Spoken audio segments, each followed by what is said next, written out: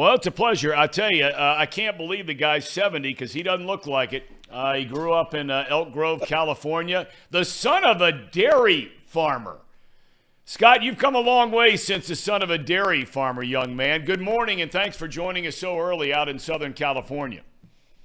Yeah, it's nice now. I have to get up at 6 in the morning instead of 3:30. It's wonderful, Were you milking cows as a kid growing up? all the time. That's kind of what I read the Ted Williams book on hitting, and I'd cut a tire in half, and I nailed it to a post outside the barn. And what we do is we would you put the milk machine on the cow, and you had some minutes where you could go out, take some swings, go back in, change it, put it back on. So that was the daily routine. It's an incredible work ethic to learn, though, Scott. I've been around a lot of football players, offensive linemen, guys that grew up in Wisconsin or in Ohio, and they grew up on dairy farms or worked on dairy farms, whatever it might be, farming in general. I mean, the work ethic you learn, whether it's on a family farm, it's so unique, I think, compared to just about anything else. Would you agree with that? I just gave a commencement speech at my law school, and my father, who's 93, got to come, and I thanked him for what I call the farmer's ethic of what they do and how hard farmers work to care for their land and their animals and really keep their farm running. For me, we had our crops, and you had to sit on tractors and such, and I would literally tape a transistor underneath my baseball cap, and I got to listen to Russ Hodges and Lon Simmons and Bill King with the Giants and A's, and that just made my day and made my passion for baseball all the more. You end up walking. Oh, by the way, I was supposed to apologize ahead of time for my attire. Our son is playing in the state lacrosse Final Four today, and so I am donning our high school, Marymount High School, tonight. So I apologize if I look like I just walked out of a bar. Please, congratulations. Lacrosse is a great game. Great game. Yeah, it's a great game. Really hurting baseball here in Ohio. We can talk more about that a little bit later on. But you walk on as a baseball player at the University of Pacific. You end up in the school's Hall of Fame. You spend 4 years in the minor leagues as a player. You were an all-star at 3 different levels in the Cardinals organization, and then a knee injury wrecked your career. How hard was that, knowing what could have been, I guess, to walk away from the game so young?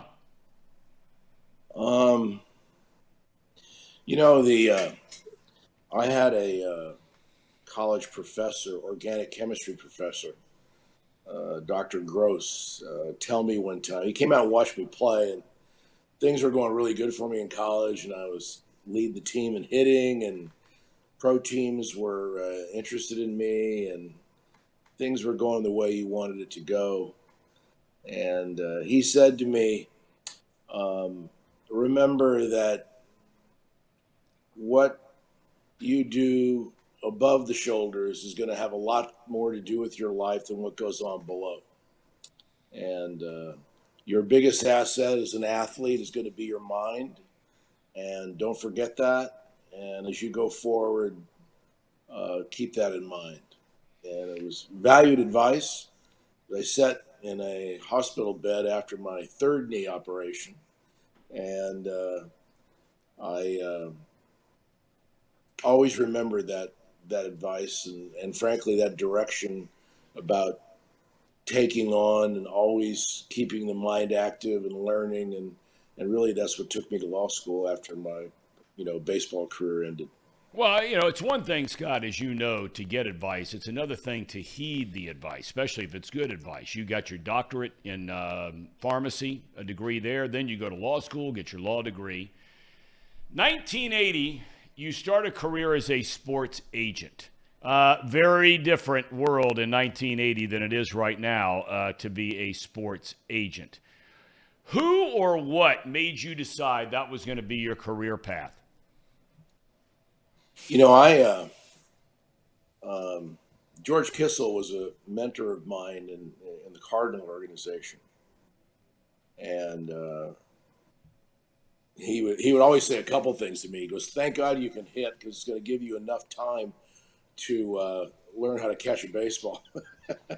and and he also said to me, "No matter what you do, I could just tell you in your life that baseball is going to be the face of you."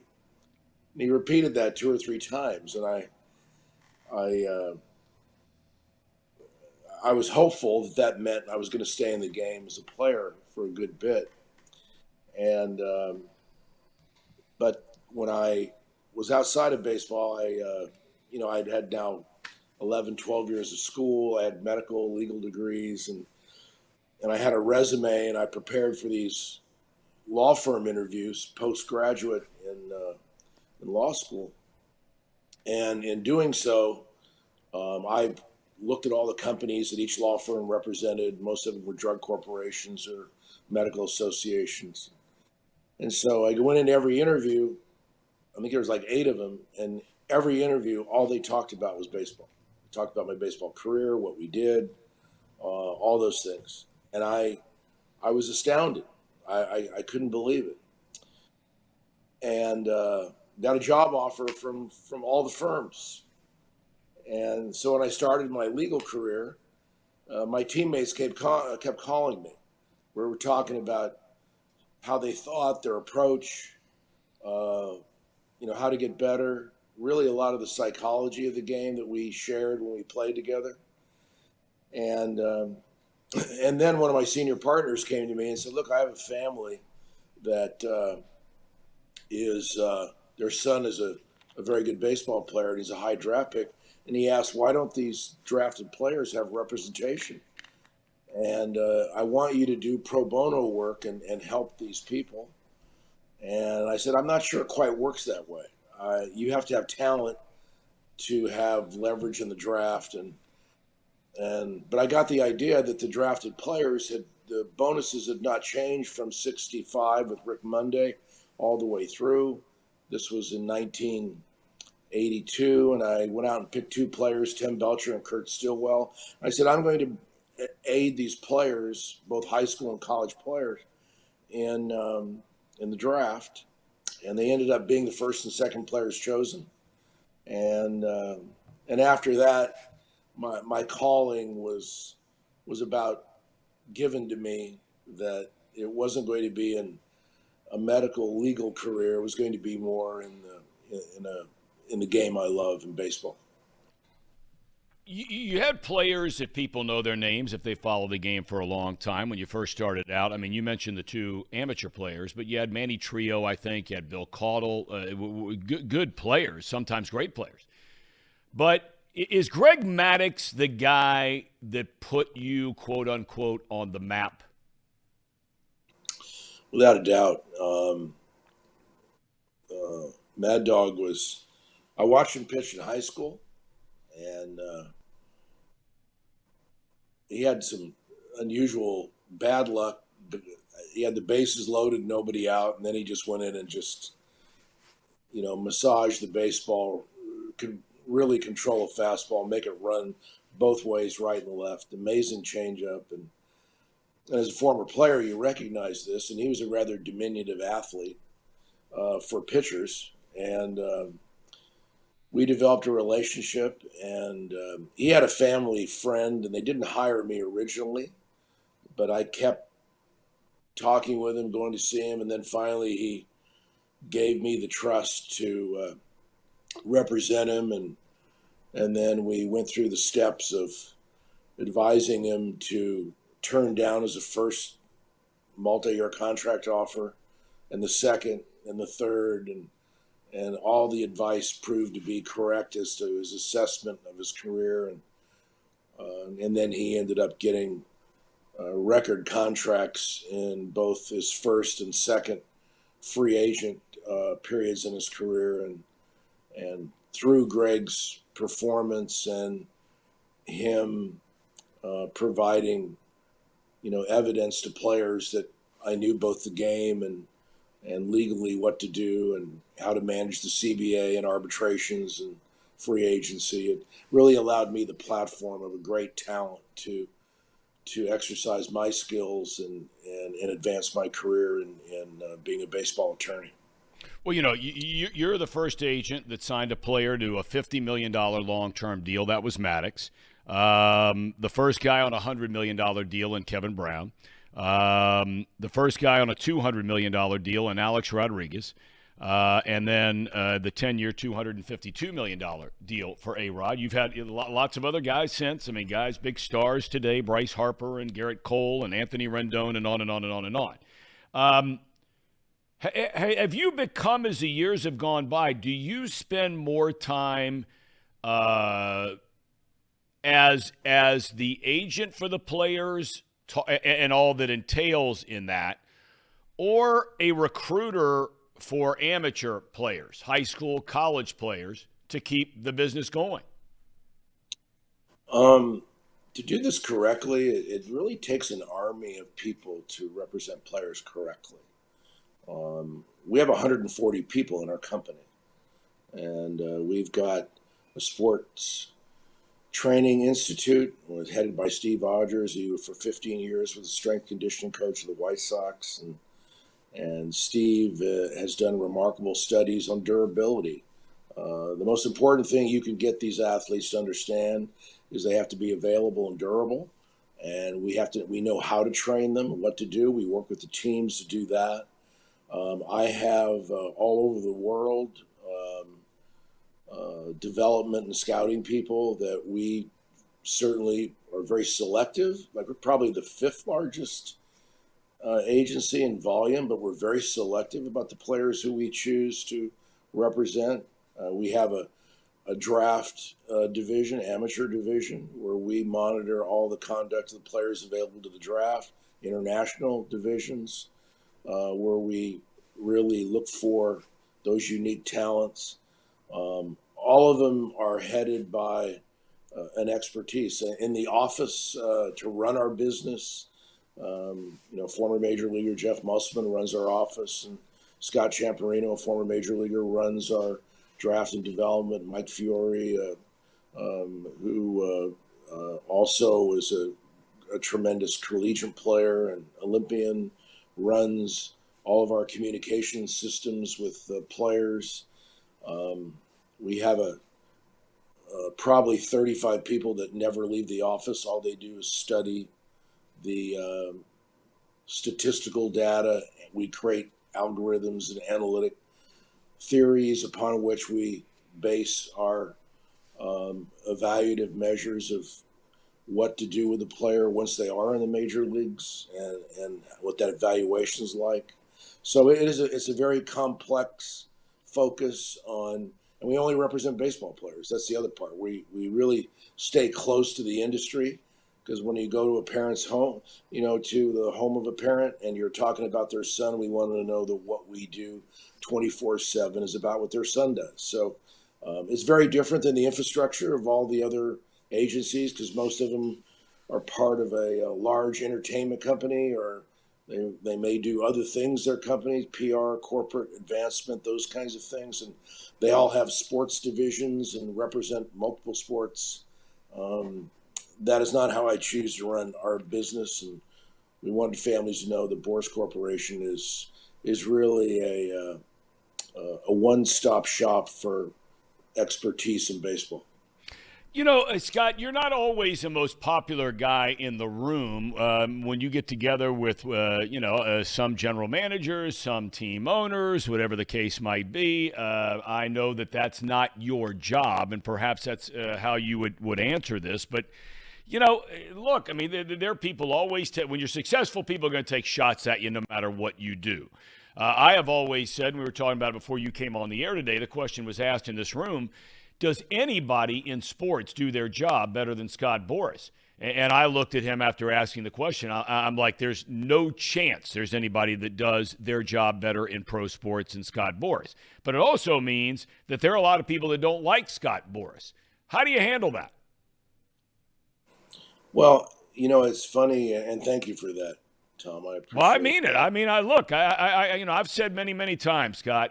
I don't even know if you remember this. I told the story on the air yesterday, and we were talking about you coming on about when Greg Maddux was still with the Cubs, and I had made some comments on WGN. And I get back to the hotel that night, and you called my hotel room, and I talked to you on the phone about it. And I thought to myself, that's the kind of guy I wish was my agent. That if somebody had something to say about him that might have any kind of influence, small albeit, on the opinions of other people, that this guy would go to bat for me that way. And I found it phenomenal and have thought so ever since. But back to the question. I didn't mean to go off on a tangent.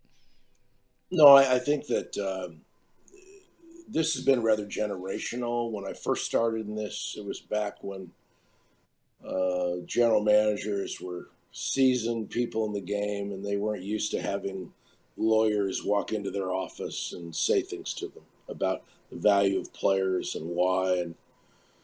And frankly, in that era, they were largely unprepared, and their direction towards information was more emotional than it was substantive. My job when you're a baseball player, it was very easy for me to go in and tell them, look, I've been offered jobs to work for teams. I've been offered jobs to manage teams. I've been offered all these things during my playing career. When it ended, I took a route where I'm representing players. Don't think for a minute that my judgments will be assessed, evaluated, but in time, the judgments that we've made were proved to be correct. And then with that came the respect that what we have to say is of merit. And modernly, we work with teams, and the general managers do not in any way carry on a real adversarial position. There is people that may not say it to you directly, indirectly. And I always say the idea is that I owe you the respect of preparation. I owe you the respect of substantive information.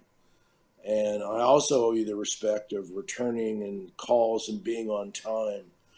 And I don't care what role you have in the game. I don't care what your age is.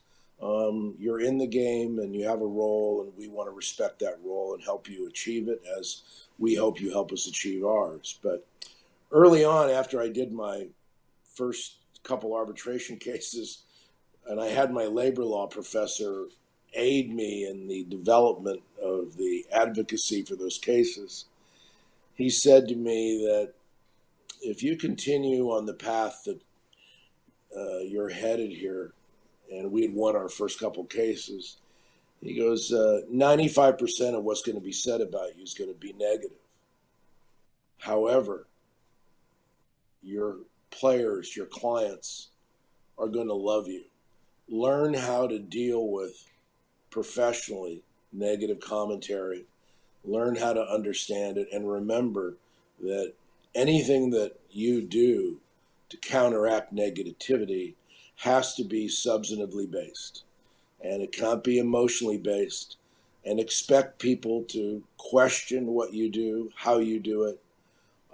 Expect them to not be on the side of your advocacy for the players, but understand that if you take that approach, the like and dislike of a situation will not be relevant. The professionalism of it will be. When you get up every morning and come into the office, and you're a guy who goes to baseball games virtually every night. I mean, you're right there watching games. People come into Anaheim or come into Dodger Stadium, and you have clients on different teams and so forth. So you're there very late at night. You're coming in the morning. Obviously, you're getting up to do this very early in the morning out in California, and we greatly appreciate it. But you have, I read an article. You have a staff that, and you brought it up earlier, how they assemble everything that happened the night before for every single one of your clients. how they did at the plate, how they did in the field, whatever it might be. Is that the first thing you do when you walk in the office, unless you've gotten some urgent phone call from somebody? Are you looking at that data, or what are you looking at over the course of the day? The best part of this job, Tom, is really helping players be better players. And, we have a psychological division, which is headed by Don Carmen, who's a former major leaguer. Don was trained by Harvey Dorfman, who I hired, and Harvey was really the first expert, baseball psychologist that I worked with. And there's so much mental side. I'm not a hitting coach. We're not a pitching coach. We stay out of that realm because you really have to be there with the players on the field to do that. And so what we do is we talk about their approach. We talk about what they're thinking and how they're looking at things. And often we have a list where throughout the course of a season, everyone will be on that list, but it's a list where the performance of the player is not at the level that he hopes it would be.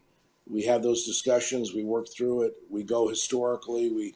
We really do a lot of things to give them kind of their most successful moments, talk about those, and really aid them in giving them a foundation and for taking on the game every day, which is so difficult. But I have on our database, I have a list of every player we represent, major league, minor league. I get an update every half hour on my phone.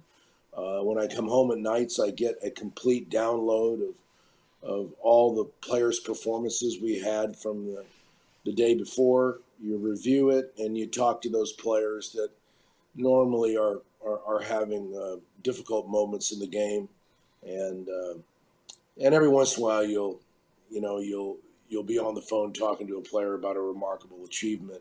As frankly, of late, I've been with Matt McLain, with the Reds, who's had a remarkable start to his career in Cincinnati. He sure has. It's interesting you bring up McLain because you also became the representative for Jonathan India.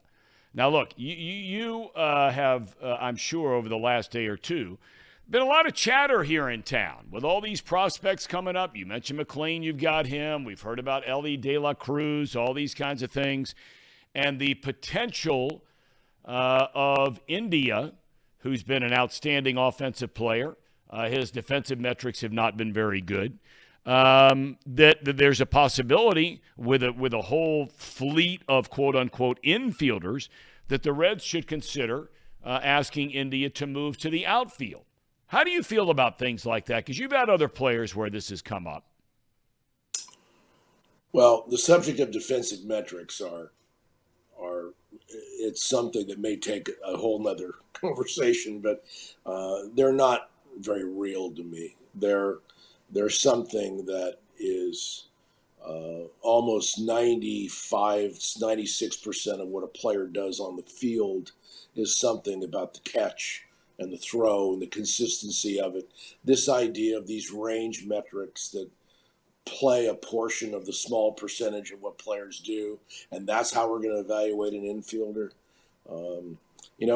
To be a player like Jonathan India and hit and play on the dirt and such is a very rare and valued asset for a major league team. And I don't tell teams what to do with players or how to do it. I do know this, that when a player is playing well and doing well, you do not interject them without proper training, without an appropriate period of time to insulate a player. I have a great player in Royce Lewis, who is a remarkable talent, and he's an infielder, and he's very athletic. And he was put into a situation in the outfield, due to an injury in a game in Minnesota. What happened? He gets hurt. And when you're doing unfamiliar things on a major league field, you have to be very, very cautious about the level of training and what you do. An outfield throw versus an infield throw, utilization of the outfield walls and the routes and paths to do it. It's just not something that you do to a player in a moment. It takes a great deal of preparation and time to do that, and then you go from there. The other thing is the preference of the player, and normally players who are certainly all-star level talents at their position, they understand that while one organization may have a lot of talent at one particular position, other organizations, most don't, certainly, that can play at that level and hit at that level. So I'm sure it's nice to be the Cincinnati Reds and have all the wonderful infielders that they have, because few organizations have that. And I think the decisions going forward are more about, how they look at that and what they decide. But I certainly can tell you that Jonathan is playing at a high level at second base, and I'm sure that he certainly wants to continue playing at that position because he's playing it so well and doing so well offensively. I'm kind of curious, Scott, as you know as well as I do, that, look, you can look at a set of statistics and you can present them in such a way that could prove either side of a debate, right? One of the big debates around here, kind of going hand in hand with what you're talking about, with, a gluttony of really good infielders, young infielders, where are you going to play them? Is somebody willing to move to the outfield? I don't know if you represent – do you represent Jose Barrero? No, I don't. Okay. This was more of a theoretical question, but it involves a guy like him. The Reds brought him up very, very young, probably a little too young. In 2021, he's a number one ranked player in the minor league system, and he has a monster offensive season. He's come up to the big leagues and has really not hit much, although he's not playing regularly much either, in fairness to him. But I'm kind of curious, based on all the data you have, and I could ask a baseball, somebody who's a GM or something, and maybe this number would be different. But is there a certain amount of time where, you feel like it's fair at bats, plate appearances, whatever it is, innings, to truly form an opinion on whether you think a guy is a regular major league everyday player? Tom, there are many varieties of introduction of a player to the major leagues. And, this goes back to the eye test, and it goes back to your own personal playing days when you advanced through the levels of the minor leagues and you're playing. The one thing you learn is that the player's psychology when he arrives in the major leagues is that this is a destination that he wants to keep. When you're in the minor leagues, you don't really care where you play. There's no ownership of it. The psychology of it is completely different because you're playing, the uniform you're playing in, and all those things don't really matter. When you put on a major league uniform for the first time and you're in the big leagues, you now want to keep that uniform. You want to stay in that city. All those things are interjected in addition to your play. Then you add to that you have been a prospect, you've been a player who's played every day, everywhere you've been in your life, and all of a sudden you arrive in the big leagues and you're faced with not playing every day. Jonathan India went through this when he first arrived in the major leagues, and he was in and out of the lineup, and then he got a performance level that allowed him psychologically to really start putting at bats together, and he earned the everyday job and then earned to be the rookie of the year. But if you look at the start of that year to where he came through it, he had to weather those psychological moments of the concern, the newness, to all those factors. Now, with each individual player, it may not go to where all of a sudden you're going to grab onto it within a short period of time and then earn that everyday job. And a lot of it you have to look at individually, but when a player's that young and he hasn't had that 600 or 700 consecutive plate appearances in the major leagues,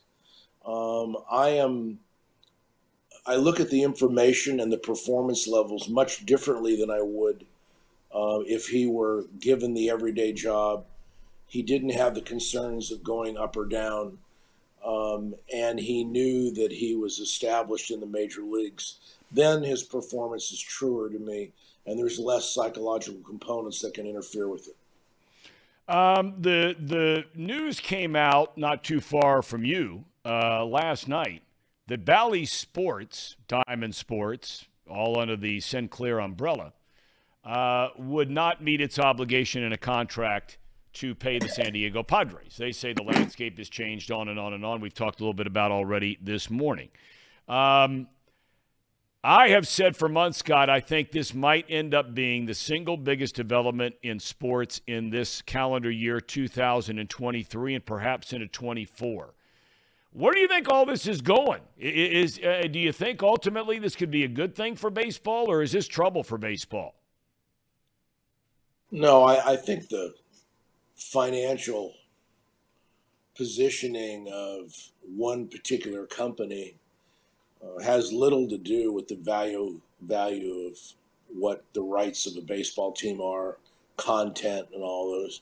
This may be a wonderful opportunity for baseball to garner the rights of a team, create their own internal production, stream it,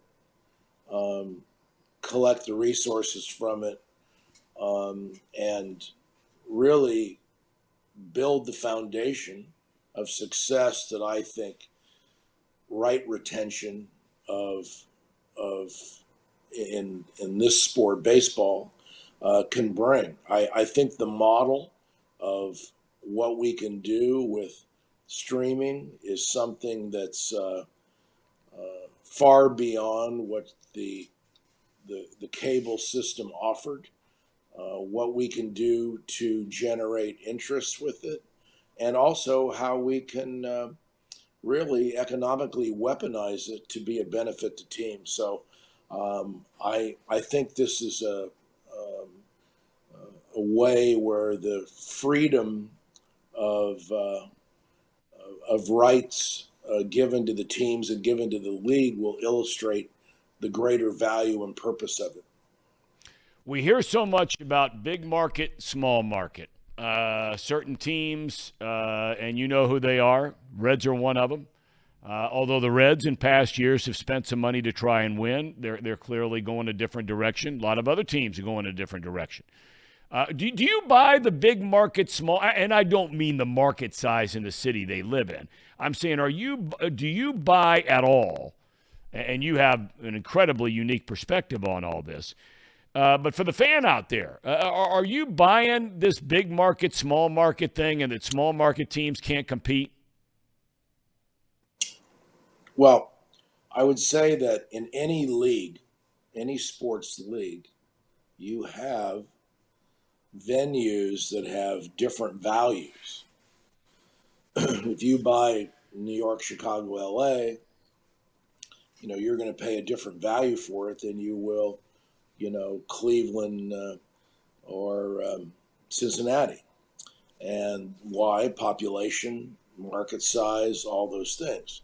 So when you go to put a league together, what do you do to create parity? And what do you do also to reward the owners who are paying 5 times as much, 4 times as much for a larger population and media market than those that are entering the league and paying really 20, 25% of that value to enter the league? You certainly can't go in and say that a league in a structure, when you're including all these cities of different size and market valuation, you can't say that they deserve equal treatment. You can't do that. And the reason is the investment is literally 4 to 5 times as much for the major markets as it is for the smaller cities. So what you have to do is create an equilibrium that allows the rewards of the purchase to be arguably brought to light. And then you allow for a league component, because those teams in the major markets literally have to pay to get competition into their cities to take advantage of their market share and what they do. What is that cost? And there should be a cost. And then the cities that are in the smaller markets, they are paying lesser than that amount to bring those teams into their markets because it has lesser value to them. And that equilibrium as to how you figure that out and what you do in leagues is usually going to be that you would expect that there should always be different approaches to competitiveness and performance. And by having the freedom for different approaches, and this is why salary caps to me have become something that prevents so many franchises from being intellectually and fiscally sound, is that they're never going to change because the system doesn't allow for intellect to operate. And for example, the one club can go out and have a rubber band approach, a flex approach, where they're going to go in and say, this is the time that we're going to, double or triple our payroll. And then we have other development times in our franchise history where we're going to limit what we do. So I fully believe that owners should be able to do what owners want to do. I don't believe in floors or ceilings. I believe that what the unique nature of a franchise should be that of what the intellect of the organization should determine in that moment in time. And allowing the freedom of a structure to allow that to happen, I think best serves the league and best serves the fans so that they know that their ownership has no restraint, and they know that their ownership has no minimums that they have to meet either. But on that salary cap issue, though, Scott, I think it's fair to say, now intellectually or theoretically, you could completely disagree with what I'm about to say.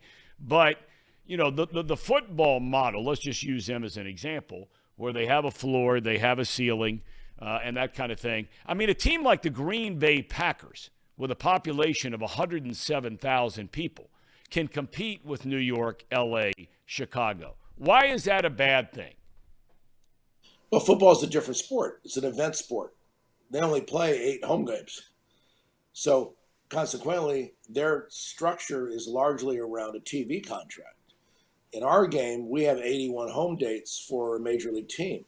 Many of these teams, their structure is around the fans and who they draw to the ballpark and what they do.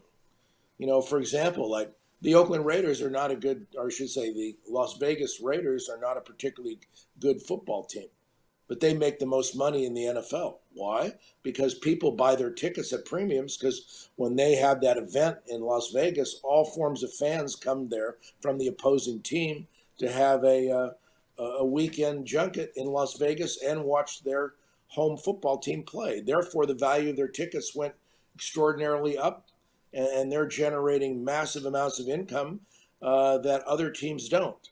So in each model, you can find an exclusionary element of it. But remember, in baseball, you have to fit it to what the league is. We're not an event sport. We are a sport where we have 81 games to market and sell in a particular region. And for doing that, we have to look at the game completely differently. But when you talk about restraint, when you talk about what one particular club or owner has to do, that you're going to fit into that model by inception, you have owners that are paying values that are completely different than the majority of the other owners to buy into the league. And therefore, you have to accommodate that in the structure of the league for it to be competitive. We've got Tampa Bay, who has a completely different model than, the New York Yankees. But on the other side of it is Tampa Bay builds a player. They come in and they say, look, after 4 or 5 years service, this player is not affordable to me. Who's going to buy that player? Who's going to trade for it? Well, the answer is we want to have portals for that so that that team has someone to sell that player to. And in return, they get their prospects to re-engage. So this quid pro quo actually exists where if you had a salary cap, that team couldn't move that player. That team wouldn't have a portal to allow for it to restructure in its own dimension in the ways that they do things. So free agency and valuations and having flexibility in some teams can pay more for a payroll than others actually creates more of a dimension for winning in different ways, using your intellect in different ways. And it also allows you to have a flow in the league that creates different spheres of opportunity, different spheres of competitive approach to allow for essentially different ways of winning, which I think makes the league vastly more interesting. Would you be in favor of every player being a free agent at the end of every year? No. No, I think there has to be standards in sport. You don't want to go out and project players on the basis of subjective potentials. You want to see exhibited performance. And in baseball, we have a system where few, if any, players reach free agency after 6 years. I mean, it's maybe an 8% level. You've got to perform. You have to perform year after year. And before you give a player a contract of years and value, you want to be certain that you understand the player understands himself, the player is filtered into a dynamic where you know all aspects of him. And I know my trust in the game and what we want to do, I want to know that about the people that I work for too. And I want them to know it. And I want them to have an established criteria for performance that I can be an advocate for, not just 1 year. And I think our game would be in very difficult shape because of the fact that we need to have a volume of performance, arguably 4 or 5 years minimum, to really look at what the constitution of a player, what his performance levels are. And then we have great criteria upon which to make major investments in that player. But certainly if you made every player a free agent, you would disrupt fan bases. You would create assessments that would be based upon very, very limited information. And I don't think that you would want to run a league in that manner. Well, Scott, you've been so generous with your time so early in the morning. There are 1,000 things I'd like to ask you about, but maybe we'll do it another day. I just can't thank you enough for your time this morning and for joining us here on Off the Bench. Well, I wish you well in your lacrosse. Thank you. With your son, and hope all that goes well. I just watched a little bit of the championship with and women's lacrosse. Is pretty exciting. So yeah, it's really exciting. This is his third straight trip to the Final Four. We won the whole thing 2 years ago, got beat in the semis last year. Team that beat us last year, we're playing them again tonight. So we'll see what happens. Well, great. Yeah. Good luck with that. Thanks, Thank Scott. you so all much. The best. Thank you. Scott Boras, kind enough to join us very early in the morning out in Southern California.